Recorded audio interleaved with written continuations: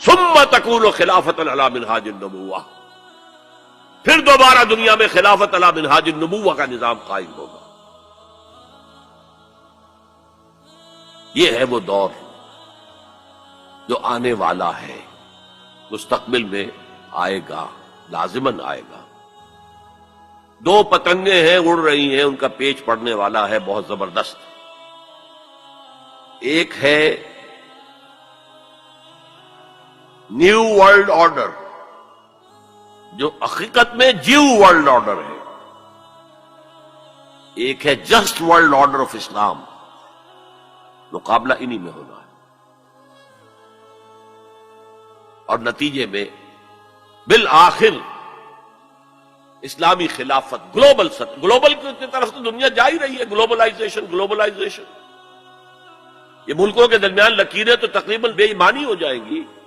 Multi nationals کی حکومت ہوگی اصل میں، تو باقی حکومتیں جو ہے تو انتظامی قسم کے وہ ایک ریجنز ہوں گے۔ جیسے کہ پہلی جنگ عظیم سے پہلے پوری امت مسلمہ ایک وحدت تھی۔ ہاں حکومت یہاں مغلوں کی ہے، وہاں صفویوں کی ہے، لیکن کہیں کسی پاسپورٹ کی ضرورت نہیں، کہیں کسی ویزا کی ضرورت نہیں۔ کوئی مغرب سے چل کر آتا ہے ابن بطوطہ اور پہنچ جاتا ہے ہندوستان تک، اور یہاں آ کر وزیر بن جاتا ہے۔ وہ is not the son of the soil. امت کی وحدت برقرار تھی، یہ امت کی وحدت ختم ہوئی ہے فرسٹ ورلڈ وار کے بعد۔ المصر للمصریین، الشام للشامیین، العراق للعراقیین، یہ نعرے لگے ہیں امت کی وحدت کو پارا پارا کرنے کے لیے مغرب کے زیر اثر۔ یہ سب سے بڑی سازش تھی امت کی وحدت کو ختم کرنے کے لیے۔ بہرحال ایک تو یہ جس کی کے بارے میں حضور نے خبر دی کہ دوبارہ آئے گا خلافت علی منہاج النبوہ کا نظام، اور دو حدیثیں آپ کو سنا دینا چاہتا ہوں جس میں حضور نے خبر دی ہے کہ اب جب یہ آئے گا تو گلوبل ہوگا۔ ایک حدیث ہے حضور صلی اللہ علیہ وسلم کے ایک غلام جنہیں آپ نے آزاد کر دیا تھا، حضرت ثوبان رضی اللہ تعالی عنہ، ان کی روایت عن ثوبان رضی اللہ تعالی عنہ قال قال رسول اللہ صلی اللہ علیہ وسلم ان اللہ زوالی الارض، اللہ نے میرے لیے پوری زمین کو لپیٹ دیا یا سکیڑ دیا، پوری زمین۔ فرائے تو مشارقہا و مغاربہا، میں نے سارے مشرق دیکھ لیے، سارے مغرب دیکھ لیے۔ وَإِنَّ أُمَّتِي سَيَبْلُغُ مُلْكُهَا مَا زُوِّيَ لِي مِنْهَا، اور میری امت کی حکومت ان تمام علاقوں پر قائم ہو کر رہے گی جو مجھے زمین کو سکیڑ کر یا لپیٹ کر دکھا دیے گئے۔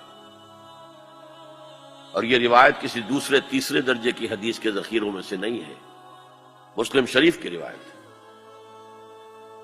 درجہ اول کی کتب۔ اور دوسری حدیث وہ مسند احمد ابن حنبل کی ہے، مقداد الاسود عن المقداد الاسود رضی اللہ عنہ قال قال رسول اللہ صلی اللہ علیہ وسلم لا يبقى على ظهر الارض بيت وبر ولا مدر الا ادخله الله کلمۃ الاسلام، اس روئے زمین پر نہ کوئی گھر رہے گا اینٹ گارے کا بنا ہوا، اور نہ کوئی خیمہ ہوگا جو کھالوں کا بنا ہوا، جس میں اللہ اسلام کے کلمے کو داخل نہ کرے۔ بعز عزیز اور ذل ذلیل، یہ داخلہ دو میں سے ایک طریقے پر ہوگا، یا عزت والے کے اعزاز کے ساتھ، یعنی وہ خود اسلام قبول کر لے گا تو اس کے گھر میں یا اس کے خیمے میں اسلام داخل ہوگا، اس کی بھی عزت ہوگی۔ وَلِلَّهِ الْعِزَّةُ وَلِرَسُولِهِ وَلِلْمُؤْمِنِينَ، عزت کا حقدار تو اللہ ہے، اس کے رسول اور اہل ایمان ہے۔ اور ذل ذلیل، یا کسی کمزور کی پستی کی وجہ سے، اگر اسلام قبول نہیں کریں گے تو یؤتُ الجزیۃ عن یدٍ وَهُمْ صاغرون، چھوٹے ہو کر رہنا پڑے گا، جزیہ دینا ہوگا۔ گویا کہ اسلام تو اس کے خیمے اور گھر میں بھی داخل ہو گیا، وہ خود محروم رہا۔ جب حضور نے یہ فرمایا تو حضرت مقداد پھر کہتے ہیں کہ میں نے کہا وَيَكُونَ الدِّينُ كُلُّهُ لِلَّهِ، تب ہوگی وہ بات جو سورہ انفال میں آئی ہے کہ دین کل کا کل اللہ کے لیے ہو جائے گا۔ تو یہ تو ہے مستقبل بعید جس کا سارا دار و مدار میرے بیان میں حالات کے حوالے سے نہیں ہے۔ حالات میں ہمیں اس کے کوئی آثار نظر نہیں آ رہے، حالات بہت مایوس کن ہیں، لیکن حضور کی دی ہوئی خبریں ہیں، وَهُوَ الصَّادِقُ الْمَصْدُوقُ، منطقی طور پر بھی میں ان کا قائل ہوں. اور